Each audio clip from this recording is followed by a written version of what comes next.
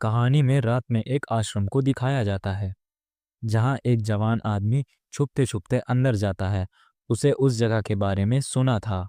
यहाँ प्रश्न नहीं, बस अंतिम उत्तर मिलते हैं। जब जवान आदमी अंदर जाता है तो वो देखता है बाबा चौपाल में बैठा है, आंखें बंद और आग की लौ, और बाबा के पास एक आग जल रही है। जवान आदमी कहता है, बाबा, एक सवाल है। अगर इंसान सब कुछ समझ जाए, दुख, भगवान, सच, तो क्या वो शांत हो जाता है? बाबा आंखें खोल कर कहते हैं, नहीं बेटा, तब उसका दुख शुरू होता है। जब तक तू अंधेरे में है तो तू सोचता है रोशनी ढूंढनी है, पर जब तू रोशनी में आ जाता है, तू देखता है कि रोशनी तेरे आंखों में चुभ रही है। जब तक तू उस चुभन को नहीं सहता, तब तक तू सही से रोशनी को नहीं देख पाएगा। और जैसे ही तू रोशनी में देखने के लिए अनुकूल हो जाता है, तब तुझे पता चलेगा कि सारा संसार अंधेरे में है। अगर तुझे संसार को रोशनी के बारे में समझाना है, तो तुझे दोबारा अंधेरे में जाना पड़ेगा। और तू जैसे ही अंधेरे में जाएगा, तुझे फिर सब कुछ दिखना बंद हो जाएगा।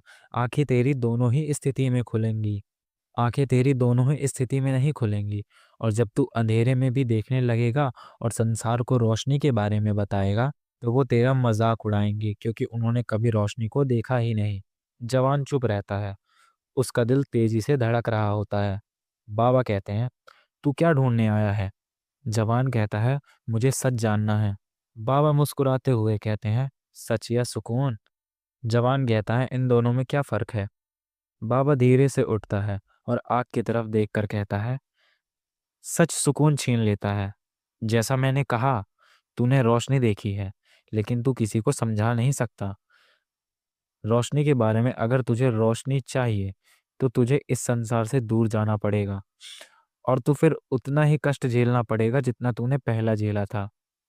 जिस दिन तू सच जान जाएगा, उस दिन तू दुनिया का दुश्मन बन जाएगा, क्योंकि दुनिया को भ्रम में रहना पसंद है। आखिरी प्रश्न पूछ, पर जवाब देखने से पहले सोच ले।